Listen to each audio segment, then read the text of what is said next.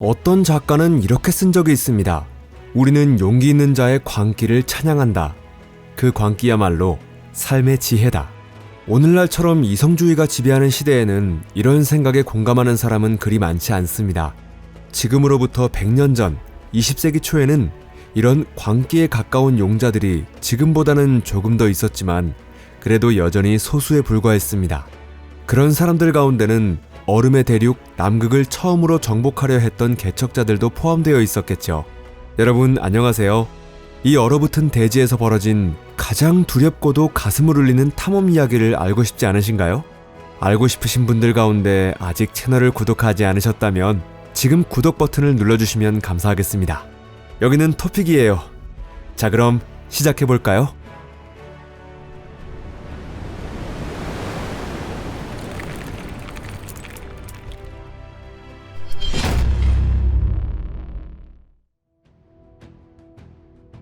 그저 용감했던 지질학자. 로버트 펠컨 스콧, 어니스트 셰클턴, 로알 아문센, 그리고 더글러스 모슨.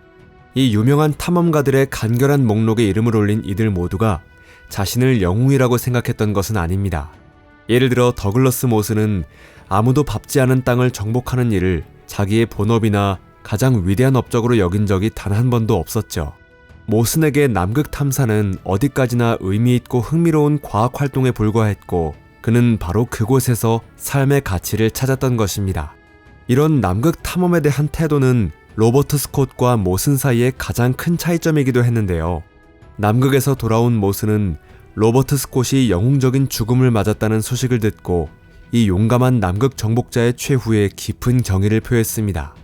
하지만 회고록에서는 스콧을 용기 있는 인물로 칭송하면서도 자신의 남극 탐험은 그와는 완전히 다른 목적에서 비롯되었다는 점을 강조하고 있습니다. 모슨에게 있어 탐험의 가장 큰 목적은 명예를 쟁취하기 위한 경쟁이 아니라 우리가 살아가는 세계에 대한 과학적 이해를 넓히는 일이었기 때문입니다. 과학계에서 늘 이어져 온 장거리 주자와 단거리 주자, 영웅과 기반을 다지는 사람 사이의 끝없는 논쟁 속에서 모슨은 자신이 그 논의에 참여할 자격이 충분하다는 걸 몸소 증명해낸 인물이었습니다. 그렇다 하더라도 우리의 눈에 비친 모슨이 겪은 고난과 시련을 이겨낼 수 있는 사람은 타고난 용기와 강철 같은 의지를 가진 극소수의 인간뿐일 것입니다. 남극으로 가는 길. 오스트레일리아의 지질학자이자 극지 탐험가였던 더글러스 모슨은 단지 과학적 업적만으로 이름을 알린 인물은 아니었습니다. 그는 남극 탐험사에 영원히 남을 인물로 그 용기와 인간의 한계를 초월한 지구력 덕분에 전설적인 존재가 되었습니다. 모슨의 이런 비범한 자질은 혹독한 자연 환경 속에서 보낸 어린 시절의 경험에서 길러진 것일지도 모릅니다. 더글러스 모슨은 1882년 5월 5일 영국 북부 요크셔에서 태어났으며 2살이 되던 해에 가족과 함께 오스트레일리아로 이주하게 됩니다. 이주 이후 모슨의 부모는 여러 차례 이사를 반복했고 그는 시드니의 따뜻한 해안지대에서부터 건조한 내륙지역에 이르기까지 뉴사우스 웨일스주 곳곳의 다양한 환경에서 성장하게 되는데요. 17살이 되던 해 모슨은 시드니 대학교 광산학부에 입학해 1905년에 학사 학위를 받고 졸업합니다. 졸업 직후 남극 연구에 큰 도움이 되는 인재로 주목받았고 최초의 본격적인 남극 과학 탐사에 참여할 수 있었던 것은 모슨에게 있어 정말 큰 행운이었다고 말할 수 있습니다. 영국의 남극 탐험대에 지질학자로 참여한 모슨은 남극 지역의 광물과 지질 구조를 조사하는 데 적극적으로 임했습니다. 그가 작성한 조사 보고서는 금세 학계의 주목을 받았고 탐험 대장이었던 어니스트 셰클턴을 비롯해 수많은 저명한 과학자들로부터 높은 평가를 받게 됩니다. 이 젊은 전문가의 실력에 눈길을 준 인물은 로버트 스콧 대장도 마찬가지였습니다. 당시 스콧은 남극점 도달을 목표로 하는 새로운 탐험대를 준비 중이었는데요. 스콧은 모슨의 실력을 높이 평가해 탐험대의 수석 지질학자 자리를 제안하게 됩니다. 그러나 더글러스 모슨에게는 자신만의 계획이 있었습니다. 그가 관심을 가졌던 것은 남극점 최초 도달이라는 경쟁이 아니라 오직 순수한 과학적 탐구였던 것이죠. 그래서 모슨은 로버트 스콧의 명예로운 제안을 과감히 거절하는 결정을 내립니다. 만약 그때 제안을 받아들였다면 이후 그의 운명은 어떻게 달라졌을까요? 어쩌면 그는 스콧과 함께 목숨을 잃었을지도 모릅니다. 아니면 모슨이 함께 했다면 스콧은 로알 아문센보다 먼저 남극점에 도달하고 살아 돌아올 수 있었을 가능성도 있습니다. 왜냐하면 그 시점에 모슨은 이미 남극 탐험에서 풍부하고도 소중한 경험을 쌓고 있었기 때문이죠. 게다가 모슨은 스콧처럼 말을 쓰는 대신 개썰매를 주된 이동수단으로 적극 활용하고 있었던 인물이기도 했습니다. 오스트랄라시아 남극 탐험대. 물론 이런 만약 그랬다면이라는 이야기는 가상의 역사를 즐겨 쓰는 작가들에게 맡겨두는 게 좋겠죠. 현실의 더글러스 모슨은 이미 자신이 직접 주도하는 오스트랄라시아 독자적인 남극 탐험을 계획하기 시작하고 있었습니다. 이 계획은 마침 남극의 오스트레일리아 국립과학기지를 설치하려던 정부 방침과도 정확히 일치했죠. 오스트랄라시아 남극 탐험대 AAE의 구상은 작은 면에서도 대중의 관심을 끈다는 점에서도 로버트 스콧의 탐험과 경쟁 관계에 있었고, 그 때문에 모슨과 스콧 사이에 긴장감이 더해지는 건 어쩔 수 없는 일이었습니다. 한편 모슨의 탐험 준비는 순조롭게 진행되고 있었습니다. 우선 측면에서 가해지는 강한 얼음 압력도 견딜 수 있는 예전 바다표범 사냥선 오로라호를 구매해 탐험용으로 개조할 수 있었습니다. 그리고 모슨은 남극에 정통한 뛰어나고 경험 많은 과학자들을 모아 탐험팀을 꾸렸습니다. 흥미로운 점은 모슨 본인을 포함해 이 팀의 대부분이 아직 30도 되지 않은 젊은이들이었다는 사실입니다.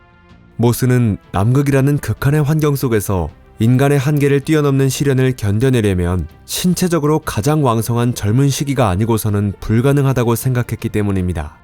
실제로 그 판단이 옳았다는 건 남극의 데니슨 고지에 상륙하자마자 곧바로 증명됩니다.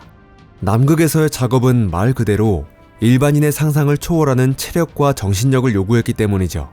무엇보다 기지를 짓는 초기 단계부터 탐험대는 지금껏 경험해본 적 없는 초강력 폭풍을 맞닥뜨리게 됩니다.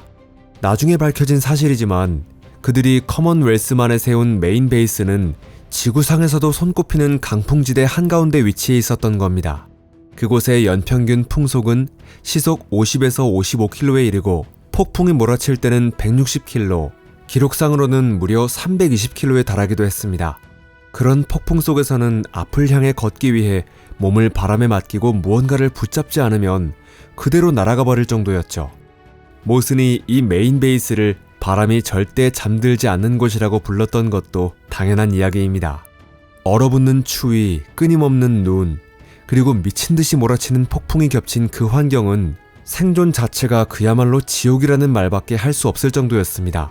참고로 이 지역은 1년의 맑은 날이 고작 15에서 25일 정도밖에 되지 않았고, 나머지 340에서 350일은 시야가 1m도 되지 않는 폭풍이나 격렬한 눈보라에 시달려야 했습니다.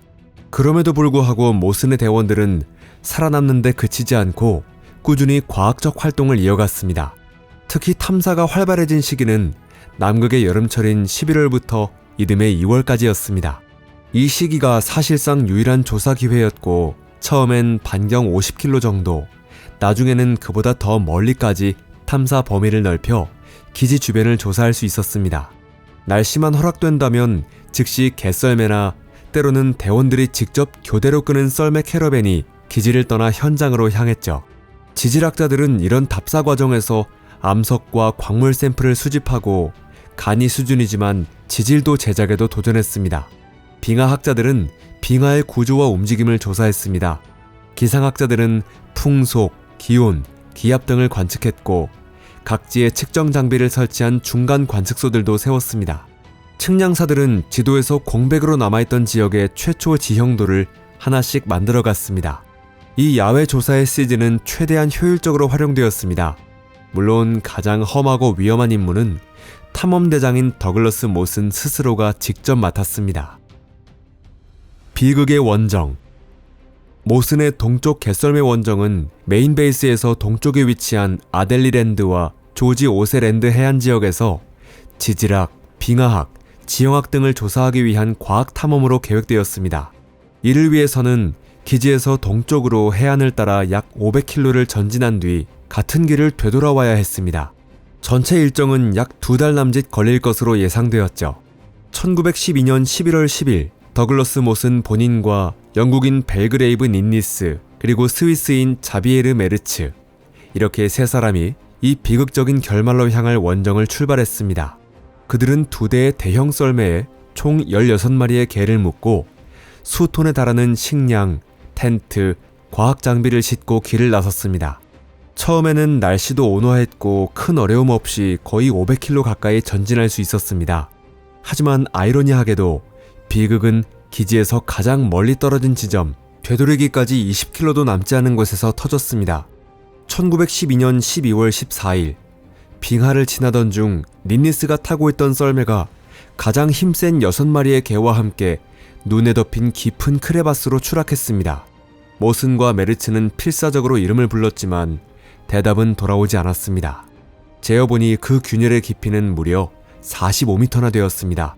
닌니스는 아마도 즉사했을 것으로 보였습니다.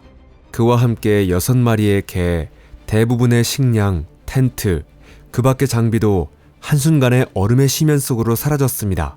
이렇게 해서 기지에서 500km 떨어진 곳에 남은 모슨과 메르츠의 손에는 약간의 건조식과 오트밀 자루, 그리고 남은 게사료뿐이었습니다. 식량은 기껏해야 2-3주 버틸 분량에 불과했습니다. 살아남기 위해 그들은 개를 한 마리씩 도살해 그 고기를 먹을 수밖에 없었습니다. 굶주림과 피로, 동상에 시달리는 그들에게 귀환길은 끝없이 이어지는 지옥의 하강로처럼 느껴졌습니다. 처음에는 체력이 떨어진 개부터 도살했고 결국 남은 개들에게도 손을 대야 했습니다. 처음엔 개고기를 살짝 끓여 먹었지만 점점 기력이 쇠하면서 거의 씹지도 못한 채 생으로 삼켜야 했습니다. 개고기가 떨어지자 비상용으로 남겨두었던 개의 두개골까지 식량에 포함시키게 되었습니다. 모슨의 회고록에서 이 두개골을 먹는 장면은 결코 영웅담이 아니라 원시적인 공포 그 자체로 묘사됩니다. 모슨은 회상 속에서 개의 머리를 칼이나 작은 도끼로 정확히 반으로 쪼개 서로 공평하게 나누어 먹던 상황을 이야기하고 있습니다. 연료가 남아있는 동안에는 두개골이나 턱뼈를 끓여 먹었지만 그것마저 다 떨어지자 생으로 빨아먹기 시작했습니다. 칼로리가 높았기 때문에 개의 두개골은 일종의 진수성찬으로 여겨지기까지 했습니다. 특히 개의 뇌는 더없이 귀중했는데 모슨의 말에 따르면 마치 크림 같은 식감과 맛이었다고 합니다. 그때만큼은 혐오감 같은 건 완전히 사라지고 그들의 머릿속엔 오직 목숨을 이어줄 칼로리 생각뿐이었습니다. 12월 말이 되자 메르츠의 건강 상태는 급격히 악화되었습니다. 메르츠는 아랫배의 극심한 통증에 시달리며 개고기를 먹는 걸 완강히 거부했습니다. 하지만 달리 선택지는 없었습니다. 그런데 이후 밝혀진 사실은 아이러니하게도 바로 그 개고기가 그의 죽음을 앞당긴 원인이었다는 것이었습니다. 그의 사인을 분석한 과학자들은 개고기에 포함된 비타민 A를 과다 섭취한 것이 극도로 쇠약해지고 동상에 시달리던 그의 몸에 독처럼 작용했다고 결론지었습니다. 특히 개의 간에는 비타민 A가 매우 높은 농도로 포함되어 있었습니다. 메르츠의 몸은 그것을 견디지 못했고요. 그는 낡은 작은 텐트를 찢어버릴 듯 몰아치는 폭풍 속에서 극심한 고통에 몸부림치며 죽음의 고통에 시달렸습니다. 모스는 메르츠를 품에 안고 그의 마지막 고통을 조금이라도 덜어주려 애쓰며 그가 얼음의 어둠 속으로 떠나는 마지막 순간까지 곁을 지켰습니다. 1913년 1월 8일 더글러스 모스는 기지에서 약 160km 떨어진 얼음 황야에 단 한 사람만 남겨졌습니다.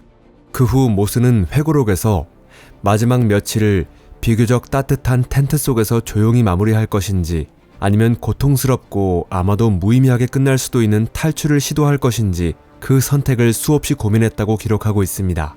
하지만 그는 끝내 삶에 대한 희망을 놓지 않았고 그 후 몇 주 동안 홀로 썰매를 끌며 전진을 계속했습니다.